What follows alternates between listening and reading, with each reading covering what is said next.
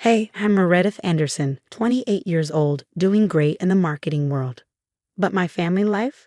That's a whole different story. Let me take you back to where it all began 20 years ago. My mom, Linda, was about to give birth to my little sister, Sophie. Everything was fine, until it wasn't. Mom's heart stopped suddenly, and my dad, Robert, had to make an impossible choice. Save my mom or save the baby. He chose to save Mom. Sophie survived, but her brain was damaged. Meredith, honey, can you help Sophie with lunch? Mom's voice snaps me back to the present. I look at Sophie, now 20, but mentally still like a toddler. Sure, Mom, I reply, trying not to sound frustrated. Dad walks in, looking guilty as always. How's my girl doing today? He asks Sophie, not really expecting her to answer.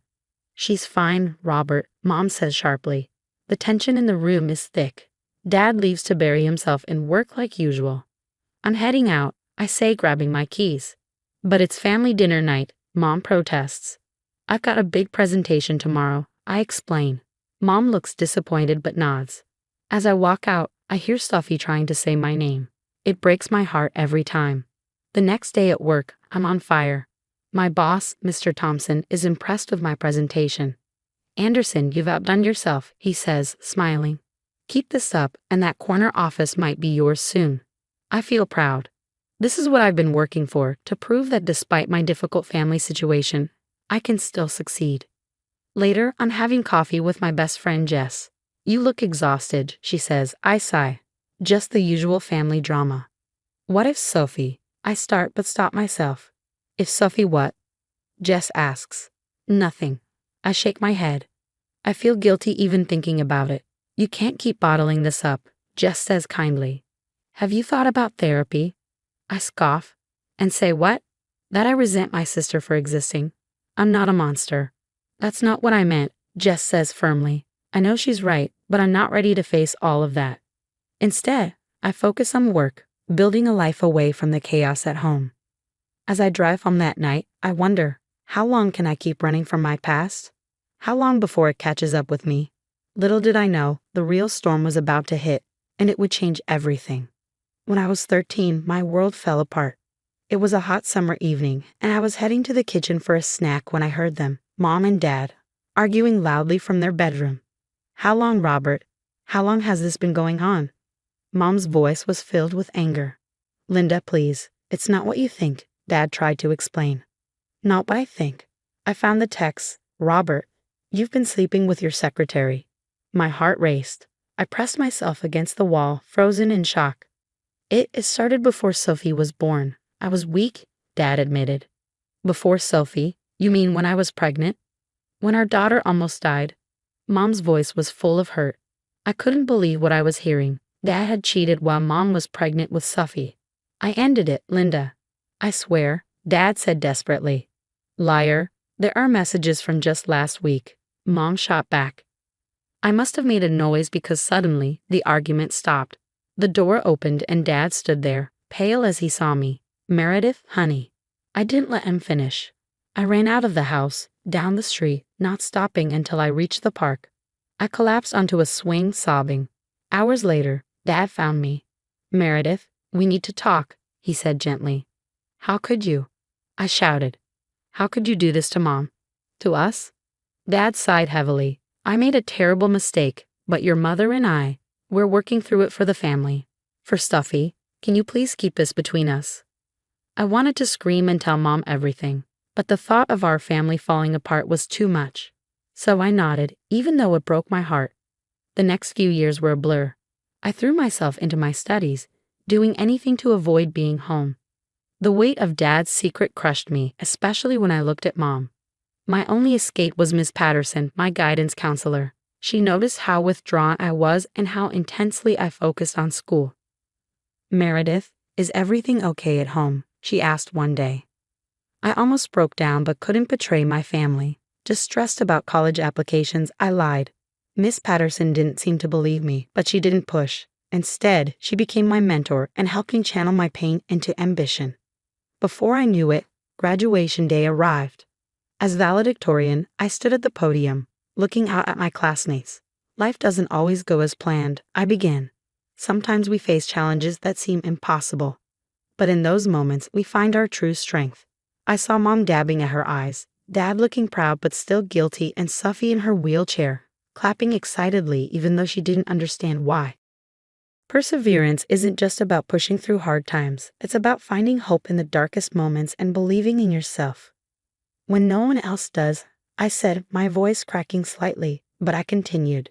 We've all faced obstacles, some visible, some hidden, but we're here today because we refuse to let those obstacles define us. As I finished my speech to loud applause, I locked eyes with Miss Patterson. She nodded with a knowing look. I had made it this far, carrying the weight of my family's secrets, but as I stepped off the stage, I knew one thing for sure. This was just the beginning of my journey. Fast forward 10 years, and I'm still carrying the weight of those family secrets. On the outside, my life looks perfect. Corner office, fancy title, everything I worked for. But my personal life, it's a mess. Meredith, we've been dating for a year. Don't you think it's time I met your family? Tom asks over dinner. I nearly choke on my wine. It's complicated, Tom. My sister. She needs a lot of care, and I trail off. And you've used that excuse every time, he says, sighing. What aren't you telling me? If only he knew. But how do you explain to the man you love that your family is a ticking time bomb? The next day, my mom calls, sounding frantic. Meredith, Sophie's care facility is raising their rates. We can't afford it. I rub my temples, feeling a headache coming on. How much, Mom? When she tells me the amount, my stomach drops. It's more than I can comfortably afford, but what choice do I have? I'll figure something out, I promise. But that's just the start. A week later, Mom shows up at my apartment, tears streaming down her face. I found emails, she sobs. Robert's affair, it wasn't just a fling. It went on for years, Meredith. Years. The guilt of keeping Dad's secret for so long overwhelms me. Mom, I'm so sorry. I should have told you. Her eyes widen in shock. You knew? Before I can explain, my phone rings. It's Dad. Meredith, I need your help. The company's being sued. They're saying I falsified reports, but it's not true. You have to believe me. But I don't. Not anymore. Overwhelmed, I reach out to the one person who's always been there for me, Miss Patterson. During our coffee meetup, I confess, I don't know what to do. I feel like I'm betraying someone no matter what. Miss Patterson listens patiently, then leans forward. Meredith, you're not responsible for your father's actions, but you do have a choice in how you respond to them. Together, we come up with a plan. We'll anonymously tip off the authorities about Dad's business practices. It's not much, but it's a start.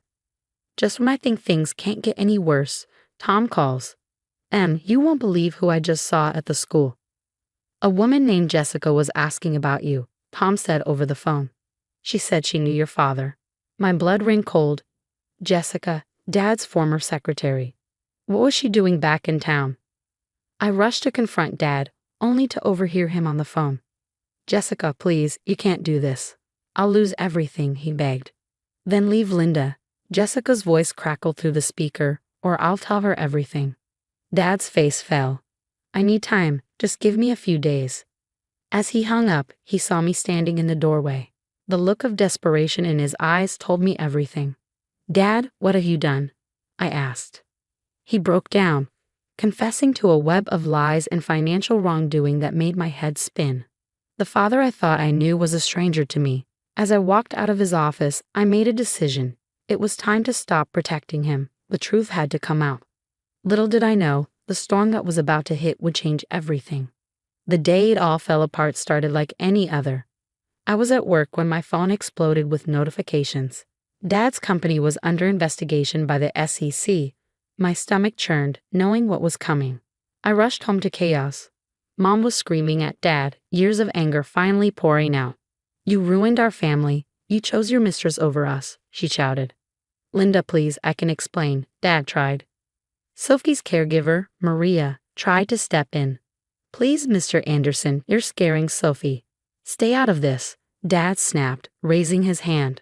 Maria flinched. That was the last straw. Maria reported Dad for verbal abuse, and everything began to unravel. Within weeks, Dad was forced to resign from his company. The scandal hit the local news, and then came the final blow. Jessica, realizing her benefits were gone, went public with the affair. Mom filed for divorce faster than I could blink. Through it all, I felt torn. Part of me felt vindicated, but another part felt guilty. Had I caused all of this by tipping off Miss Patterson? I finally broke down and told Tom everything. Mar, you did the right thing, he reassured me, holding me close. Your dad made his own choices. You're not responsible for his actions. His words were a comfort, easing the guilt I had carried. A year later, we were having a family dinner. Mom, Sophie, Tom, and me. The atmosphere was lighter. Mom was glowing. The support group is amazing, she said. I'm helping other parents navigate the challenges we face with Sophie. I smiled, watching Sophie happily munching on her favorite snack. She was thriving in her new care facility. Everything finally felt like it was falling into place. I have some news, I began. I have some news, I announced. Tom squeezed my hand, giving me encouragement. We're engaged. Mom's squeal of delight was deafening, and even Sophie clapped, sensing the excitement. Oh, and I got that promotion at work, I added as an afterthought. As we celebrated, my phone buzzed. It was Dad. Meredith, please, can we talk? I want to make things right. I stepped outside to take the call. Dad, I'm glad you're getting help, but I can't just forget everything that happened. I understand. I miss you, Pumpkin, he said, using my old nickname, which brought a lump to my throat. I hope you find peace, Dad, but right now, I need to focus on healing and on the family that's always been there for me. I ended the call, feeling a weight lift off my shoulders. Back inside, Mom was telling a story, gesturing excitedly while Sophie giggled, a sound so pure that it brought tears to my eyes. Tom looked at me with love and understanding. For the first time in years, I felt hope. We'd been through so much, but we had come out stronger. As I joined in the laughter, I realized this is what family should feel like. The road ahead wouldn't be easy. There were still challenges and wounds to heal, but looking at the faces around the table, I knew we'd face them together. And that was enough. Now, to answer your question, if I were in Meredith's shoes, it would be difficult to decide whether to expose my father's misdeeds earlier or keep them secret to protect the family. The decision between loyalty and justice is never easy. Sometimes protecting family means confronting the truth, even if it causes pain. In the long run, honesty may be the only path to healing. What do you think is the right choice? Would you expose the truth or keep it hidden for the sake of family?